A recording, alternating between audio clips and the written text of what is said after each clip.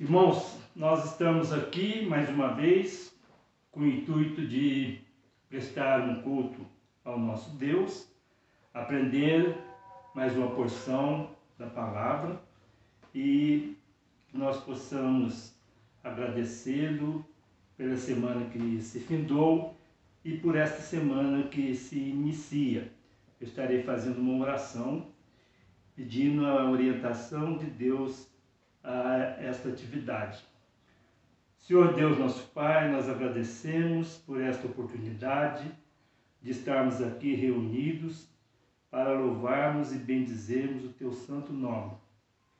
Rogamos, Senhor, que o Teu Espírito Santo tenha ampla liberdade para estar agindo na mente e no coração de cada ouvinte, de cada pessoa que predispôs a tomar esse tempo, reservar esse tempo, para que possamos estar louvando ao Teu nome.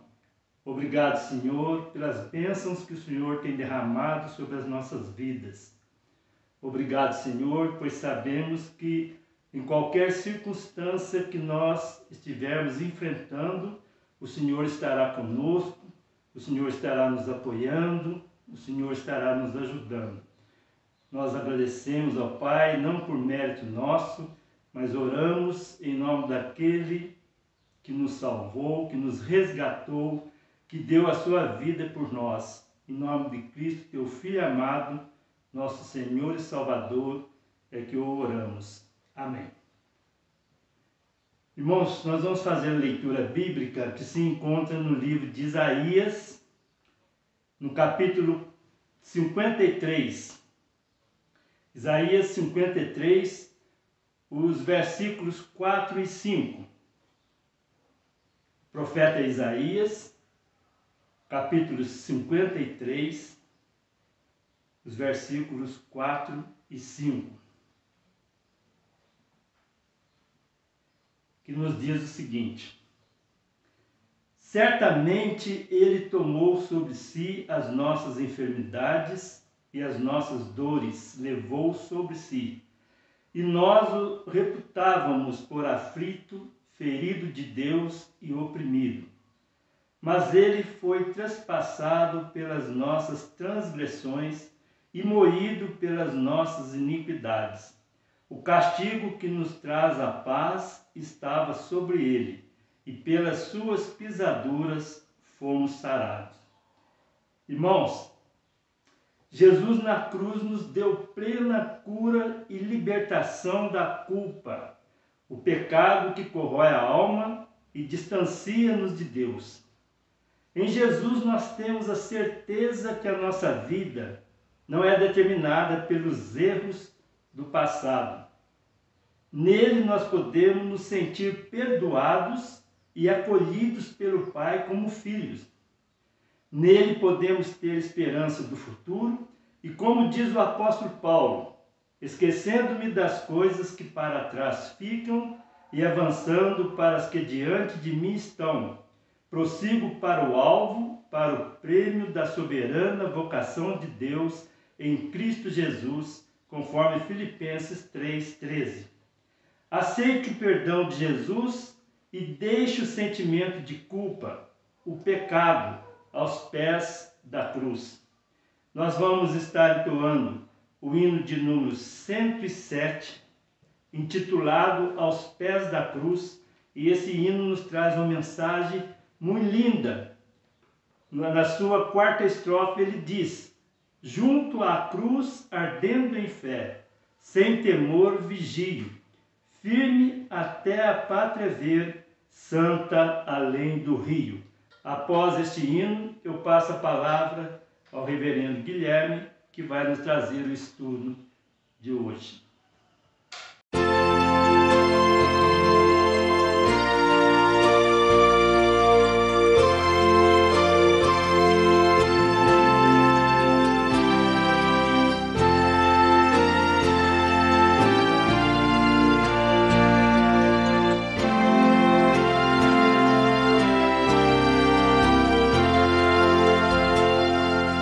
Quero estar ao pé da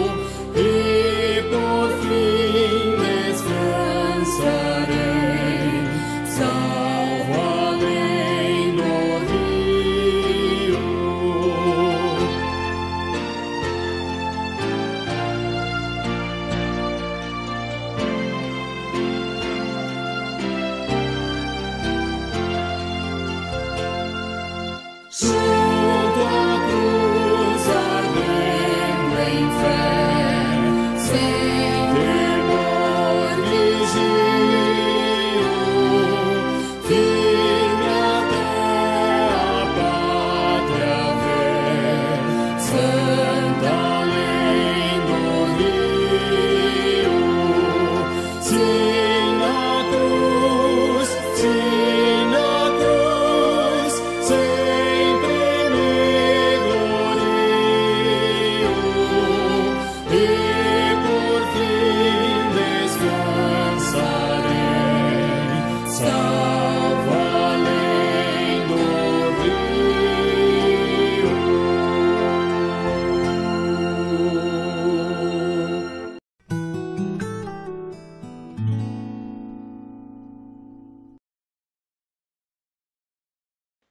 Graça e paz, queridos. Bom dia a todos. Que Deus esteja com todos vocês, concedendo um domingo abençoado nesta semana que se inicia e hoje, o primeiro domingo de julho. Nós já ultrapassamos a metade do ano pela graça do nosso Deus. Deus está cuidando de nós. Ele tem sido fiel. Meus queridos, neste momento nós vamos pedir que Deus fale ao nosso coração através do estudo da palavra que teremos neste momento. Vamos orar mais uma vez. Sei que já oramos com o presbítero Ailton, mas vamos louvar a Deus por meio da oração mais um momento. Querido Pai, muito obrigado pela tua presença. Obrigado porque o Senhor é fantástico, o Senhor é maravilhoso e o Senhor nos revelou a tua palavra, o Senhor nos revelou a tua vontade e o Senhor nos deu Cristo Jesus.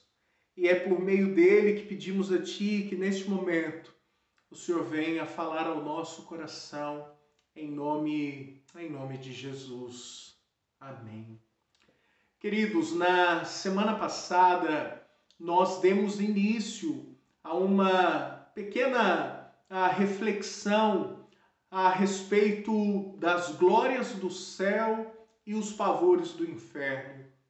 Naquela ocasião eu avisei que nós iríamos dividir em duas partes este estudo e tivemos naquela ocasião então o estudo a respeito dos pavores do inferno.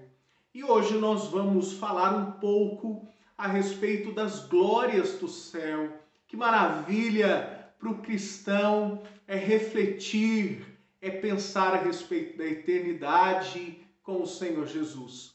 Então, se você que está nos acompanhando pelo canal, se você tiver interesse, se por um acaso você não viu a primeira parte desta lição, o link da escola dominical passada está na descrição do vídeo e também você pode acessar pelos vídeos do nosso canal. Então eu gostaria de fazer neste momento uma pequena recapitulação daquilo que falamos na semana passada sobre os pavores do inferno. O texto que nós analisamos naquela ocasião é o de Mateus, capítulo 10, versículo de número 28, que diz: "Não tenham medo dos que matam o corpo, mas não podem matar a alma. Antes tenham medo daquele que pode destruir tanto a alma como o corpo no inferno." Mateus, capítulo 10, versículo de número 28. Vimos também o texto de Mateus, capítulo 25, versículos 41 e 46, que declaram: "Então ele dirá aos que estiverem à sua esquerda: malditos, apartem-se de mim para o fogo eterno, preparado para o diabo e seus anjos, e estes irão para o castigo eterno, mas os justos para a vida eterna." Nós vimos também na semana passada uma resolução, uma, digamos assim, disciplina que um dos grandes puritanos na história da igreja ele desenvolveu com a sua congregação.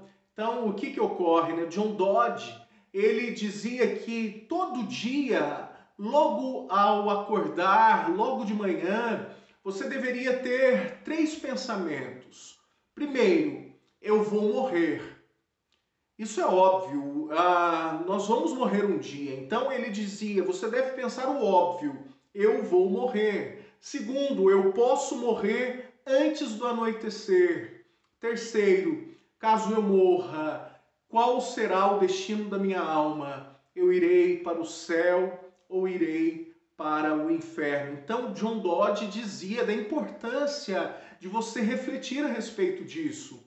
Ou você irá desfrutar das glórias do céu, ou então você vai sofrer os pavores do inferno. E na lição passada nós fizemos 4 simples perguntas a respeito do inferno. Primeiro, existe inferno? Então nós respondemos essa pergunta. Segunda, por que é necessário existir o inferno? Terceira, o que é o inferno? E quarta, quais são os tormentos do inferno? Então toda a nossa lição no domingo passado foi a respeito disto. E hoje nós vamos falar a respeito das glórias do céu.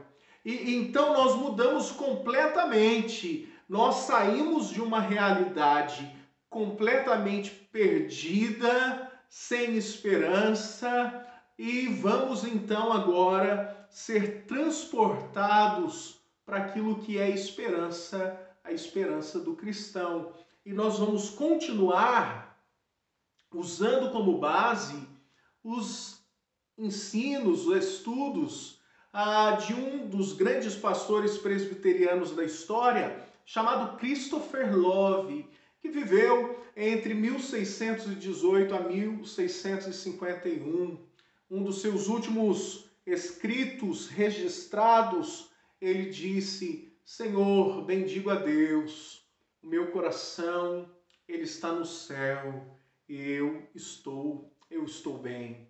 Amados, Christopher, ele foi um grande pastor, ele foi um dos delegados que esteve presente na Assembleia de Westminster, que promulgou, que desenvolveu ali a nossa confissão de fé. Então ele foi um dos representantes, um dos teólogos representantes ali, um dos ministros que compunha aquela famosa Assembleia. Então nós vamos debruçar um pouco no sermão, nas mensagens de Christopher Love, e iremos extrair ensinamentos a respeito da eternidade. E o texto base que iremos tratar nesta manhã é o de Apocalipse, capítulo de número 21. Apocalipse, capítulo de número 21. Faremos a leitura do versículo de número 1 ao versículo 5. O texto que diz assim: Vi novo céu e nova terra, pois o primeiro céu e a primeira terra passaram, e o mar já não existe. Vi também a cidade santa, Nova Jerusalém, que descia do céu da parte de Deus, ataviada como noiva, adornada para o seu esposo. Então ouvi uma grande voz vinda do trono, dizendo: Eis o tabernáculo de Deus com os homens, Deus habitará com eles, eles serão povos de Deus, e Deus mesmo estará com eles. E lhes enxugará dos olhos toda lágrima, e a morte já não existirá, já não haverá luto, nem pranto, nem dor, porque as primeiras coisas passaram. Então, amados, até o versículo de número 4, e lhes enxugará dos olhos toda lágrima, e a morte já não existirá, já não haverá luto, nem pranto, nem dor, porque as primeiras coisas passaram. Queridos, uma das grandes características que assim me torna muito fã, uma pessoa mesmo fascinada nos escritos dos puritanos, Os irmãos sabem disso, né? A nossa igreja aqui de São João já percebeu o apreço que eu tenho por esses homens. Porque o que ocorre, né? Nós temos dentro da história da teologia, nós temos o período bíblico que é incomparável, obviamente, aquilo que os profetas e apóstolos escreveram é a revelação geral, veio do próprio Deus. Mas nós temos um momento importantíssimo chamado patrística, que foi quando os pais da igreja, eles pegaram os ensinos apostólicos e eles sistematizaram, eles tornaram aquilo em doutrinas basilares da nossa fé. Nós vamos ter, após o período da patrística, um momento muito terrível para a história da igreja, que é onde ela se perde, onde nós temos um momento de trevas da igreja, até que os reformadores, e dentre eles se destaca, né, Lutero, Calvino e Zwinglio, eles vão trazer a reforma. E o resultado imediato dessa reforma é o movimento puritano. Então, os puritanos, eles pegaram a teologia reformada que nasce lá da patrística, né, que é digamos assim, uma busca pela fonte que era os pais da igreja, e os puritanos eles vão desenvolver essa teologia reformada nas questões mais práticas do dia a dia do cristão, como a sua vida devocional, a sua vida no lar, no trabalho, cultura e política e tantas coisas. Mas de tudo isso que os puritanos contribuíram, o desejo que eles tinham pela eternidade, pelo céu. Eles trabalhavam, eles dedicavam suas vidas na terra, mas os olhos estavam sempre fixos no céu.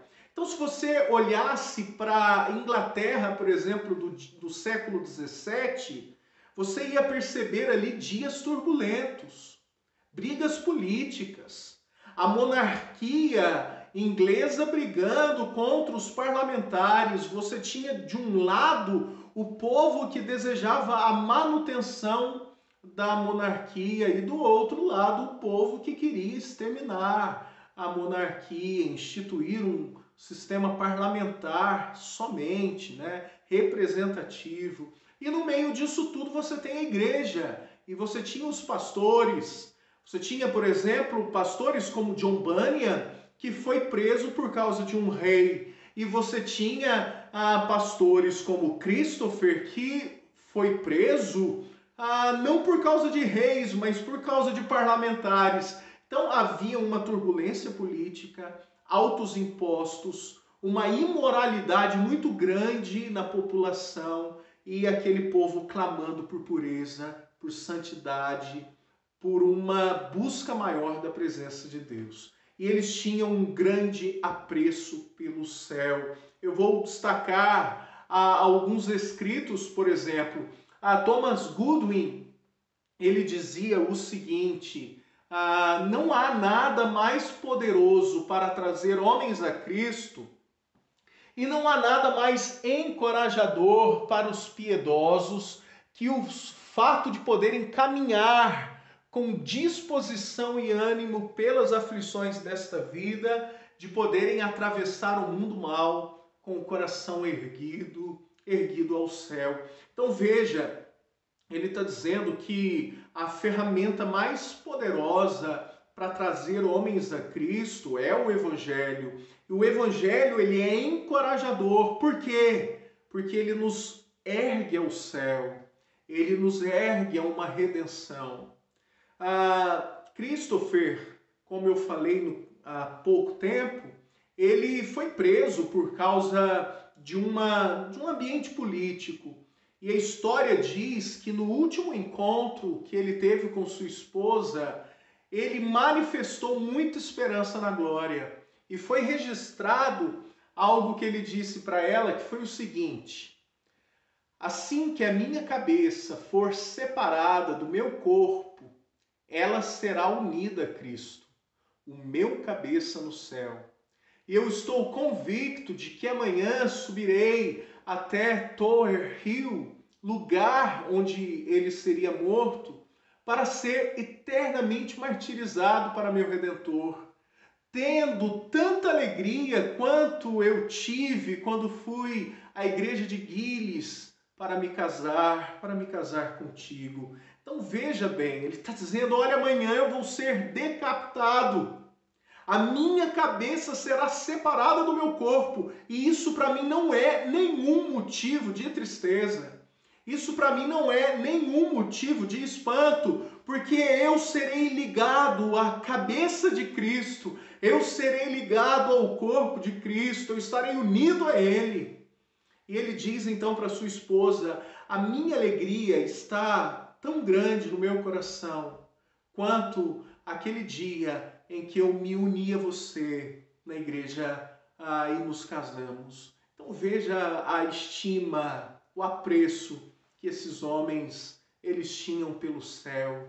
Essas palavras me lembram de um escrito puritano, que é um livro talvez mais famoso, que é o Peregrino, que é quando o Senhor Firmeza, um personagem do livro, ele se despede de Peregrino, né? Ele se despede do cristão com as seguintes palavras: agora me vejo no final de minha viagem. Os meus dias penosos terminaram. Agora verei aquela cabeça que foi coroada com espinhos e aquele rosto que foi cuspido por minha causa. Amados, indo na mesma direção, Samuel Rutherford disse, eu estarei radiante, eu o verei como ele é, eu o verei reinar. Os meus olhos, estes meus próprios olhos e não outros, verão o meu Redentor. Ah, que glorioso momento em que nós veremos a Cristo, em que nós estaremos com Ele. Nada nessa terra se compara a isso. O que nos leva à primeira aplicação da nossa escola dominical nessa manhã. Em primeiro lugar, Cristo é o autor e consumador da vida glorificada. Eu te convido a abrir sua Bíblia comigo em Colossenses, capítulo de número 3, versículo de número 4. Colossenses, capítulo de número 3, versículo 4, texto que diz assim: quando Cristo, que é a nossa vida, se manifestar, então vós também sereis manifestados com Ele em glória. Amados, o apóstolo Paulo falou lá no capítulo 1 de Colossenses, versículo 27, que Cristo em vós é a esperança da glória.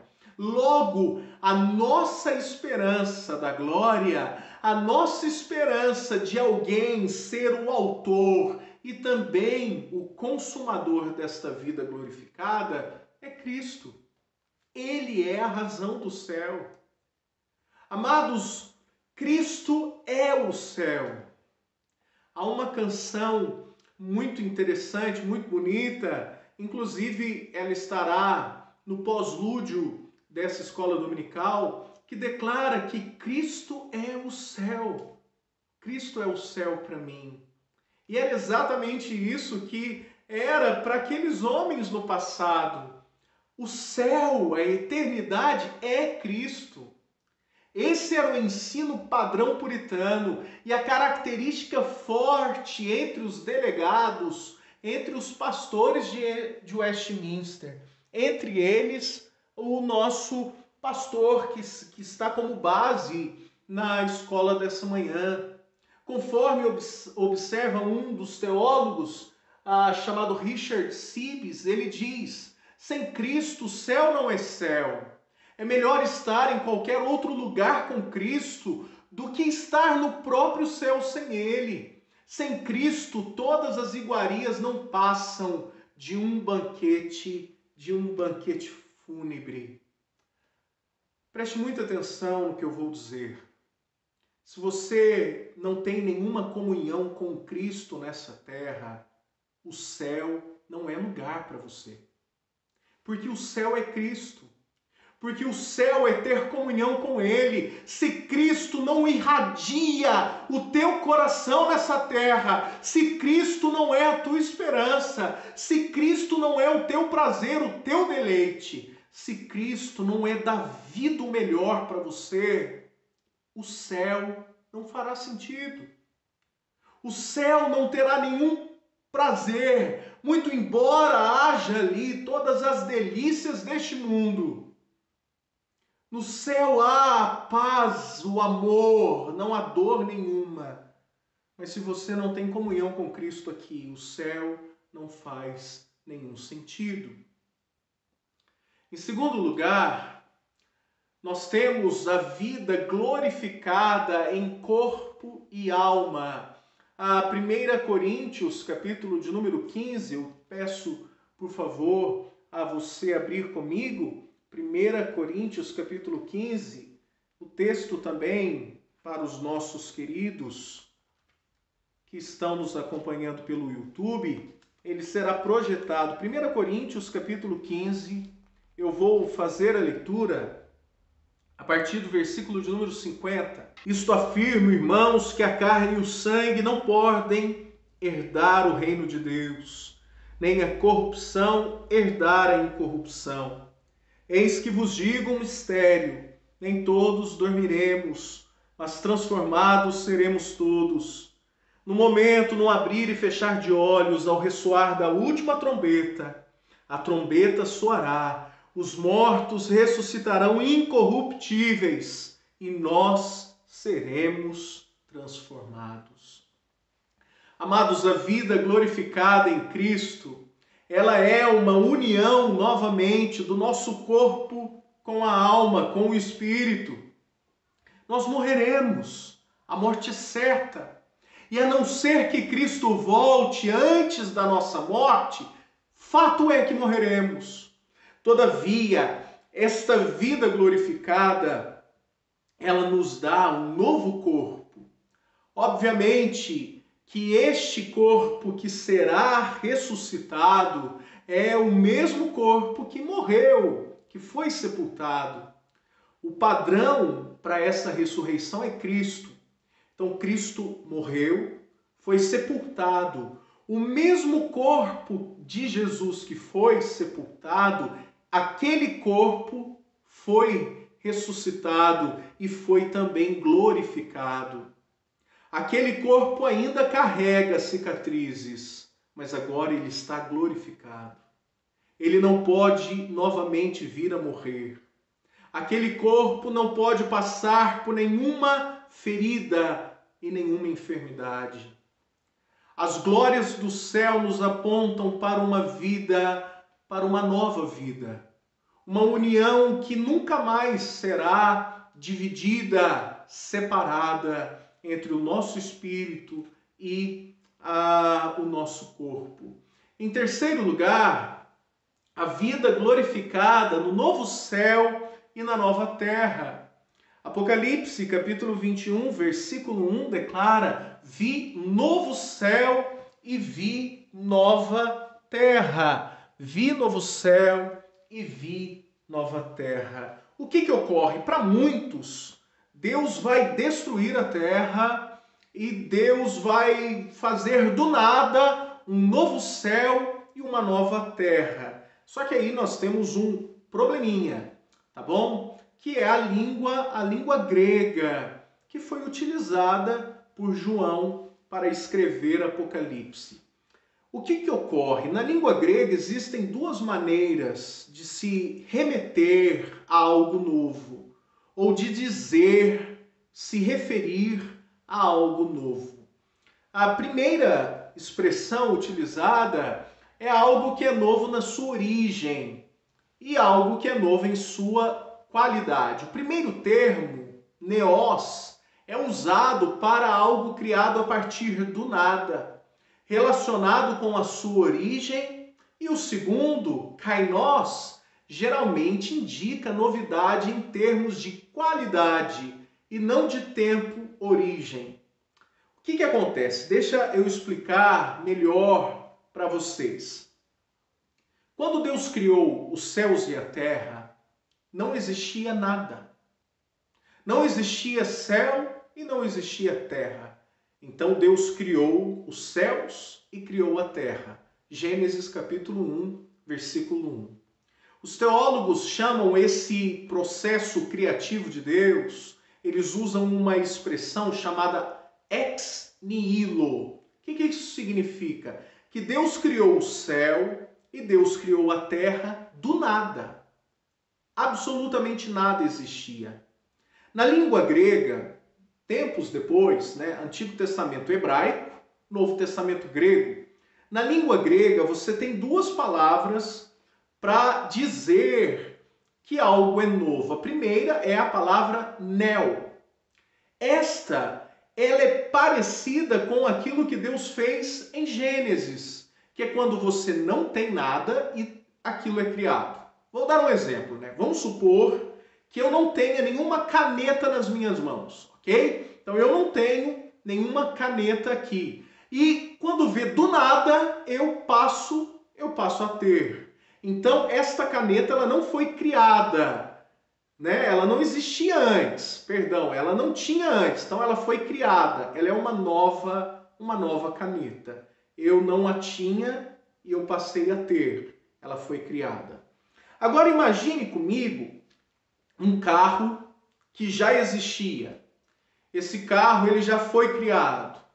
Só que ele sofreu um grave acidente. Ele passou por uma tragédia e ele foi praticamente destruído. Então um mecânico pegou aquele carro e ele reformou em um novo carro. Então você tem aí uma situação diferente. Algo que já existia e foi renovado. Para esta atitude, a língua grega ela tem uma palavra própria, que é kainos. Quando João usa o termo para se referir a novo céu e nova terra, ele usa esta última palavra, ou seja, algo que já existia e foi recriado, foi renovado e se tornou novo, novo céu e nova terra. Ou seja, Deus ele vai pegar essa terra e ele vai torná-la nova. Ele vai pegar o céu e ele vai tornar este céu novo, o que na verdade será uma união, porque o céu ele desce, a nova Jerusalém que descia do céu, e essa nova Jerusalém vai como se fosse uma fusão, ela vai se unir à terra e você vai ter um novo céu e uma nova terra. O que nos leva às glórias do céu, em último lugar, Uma aplicação então para nós. Essa nova realidade que nós tanto ansiamos. As glórias do céu, elas apontam em primeiro lugar para a glória de um novo relacionamento. Apocalipse, capítulo de número 1, versículo de número 4, declara que lhes enxugará dos olhos toda lágrima, e a morte já não existirá. Mas se você olhar comigo o versículo de número 3, então ouvi grande voz vinda do trono dizendo: eis o tabernáculo de Deus com os homens, Deus habitará com eles, eles serão povos de Deus, e Deus mesmo estará no meio deles. Amados, é um novo status no relacionamento. Nós estaremos para sempre com Deus. Nada vai nos separar dele. Será uma união plena. Nós o veremos como ele é. Não haverá ali pecado para ofuscar esse nosso relacionamento com ele. Essa é a maior glória do céu. É a habitação de Deus no nosso meio. Mas não só isto. Há também a glória de uma vida sem sofrimento. E ele enxugará dos olhos toda lágrima, e a morte já não existirá. Não haverá dor, não haverá pranto, nem luto, porque as primeiras coisas, elas passaram. Queridos, nós vivemos dias difíceis, momentos complexos de muita dor, de muita tragédia. A tendência, ela é óbvia, os dias irão se tornar piores, principalmente para a igreja. Em questão de tempo, haverá perseguição aos cristãos, perseguição que já existe para muitos cristãos. Mas nós não devemos temer, não deve haver espanto quando isto ocorrer. A terra não é lugar para nós. A terra não é o nosso destino final, mas sim a nova terra, o novo céu, onde seremos um único povo com Deus.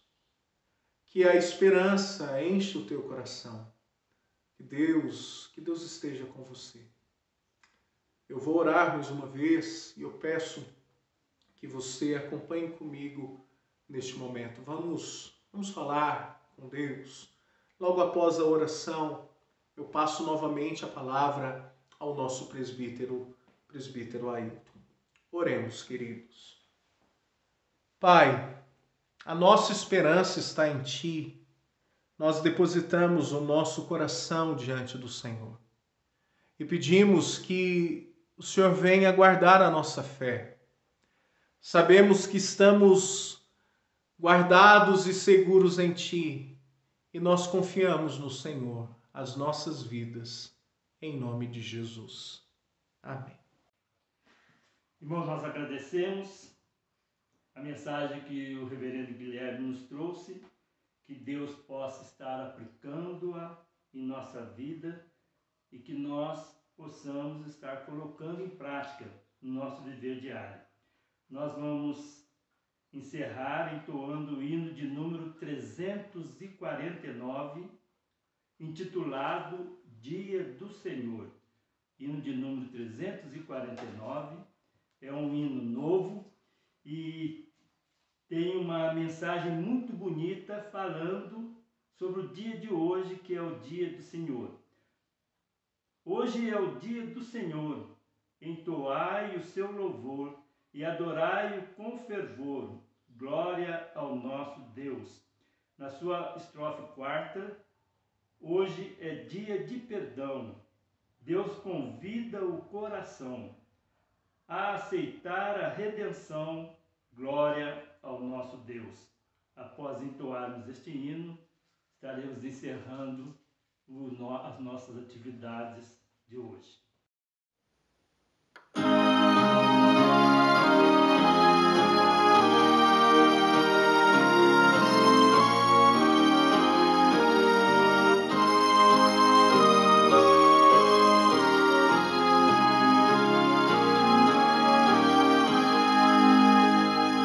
Hoje é o dia do Senhor, entoai o seu louvor e adorai-o com fervor, glória ao nosso Deus. Hoje a casa de oração procuramos em união e gozamos comunhão com o nosso Deus. Hoje Cristo ao pregador que anuncia o seu amor, dê a prova do favor, o poder de Deus.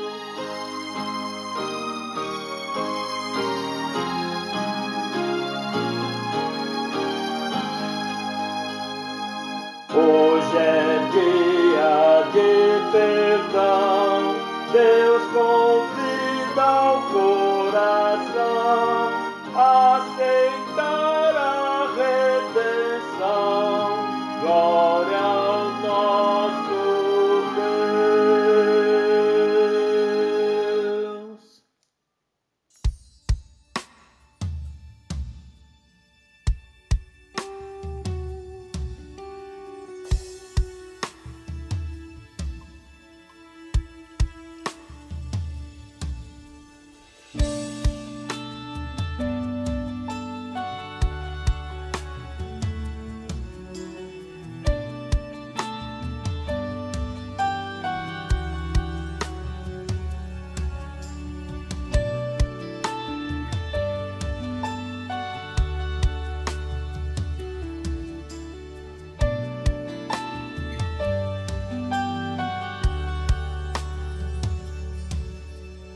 Quem é como tu, eterno Deus, santo incomparável és, Senhor. Nada que jamais satisfará, só de ti a vida flui sem fim. Ó Cristo, o céu és pra mim.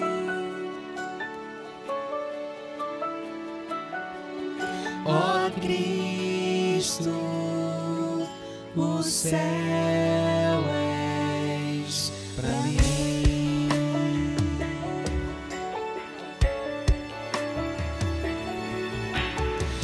Tesouro do meu coração, em minha fraqueza graça és, o Redentor tu és do meu viver, e todo o meu futuro tens nas mãos. Ó o céu és pra mim.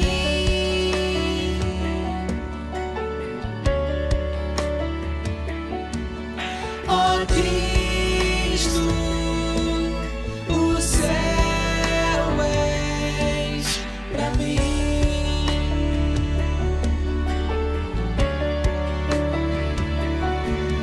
Ó Cristo, o céu és pra mim. Quero tua presença, quero tua presença. Ó Cristo, o céu és pra mim.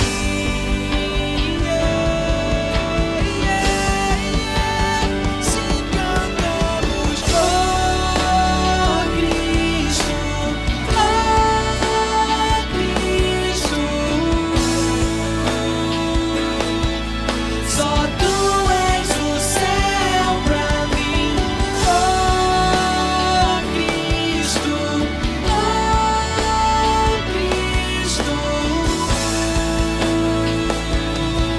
só tu és o céu pra mim.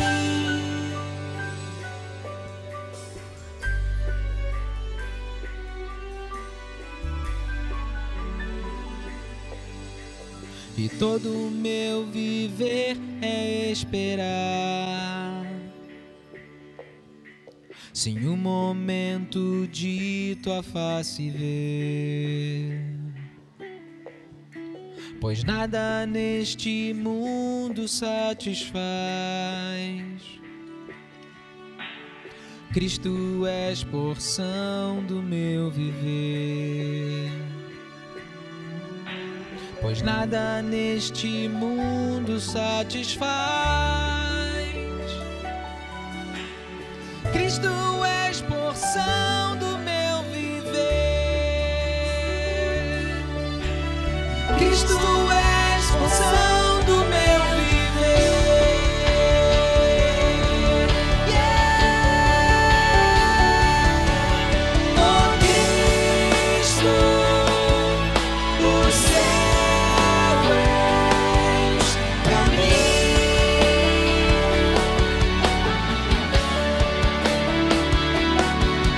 Oh Cristo, o céu és